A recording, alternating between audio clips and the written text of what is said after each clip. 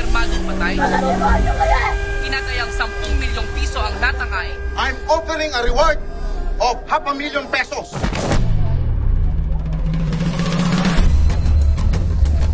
Operation Solitaire. Dating gawin. Dapat malinis. Mga pulis at militar ang involved? Pag sumabog pa to sa media, magiging palengke lang tong kasong ito. Sinasabi ko lang, kapag ginawa ninyong Crisanto Jr. yung anak niya, ang laking problema niya paglaki niya. Madasalig ang tao, di ba? Spina? Ano sa tingin mo nararamdaman niya sa ginagawa natin? Justisya lang, Chief. Ano ba ang punto ko dito? Na lahat ng mga taong makakasalamuhan ninyo, lahat sila, posibleng may masamang binabalak. Nakaaway ko to.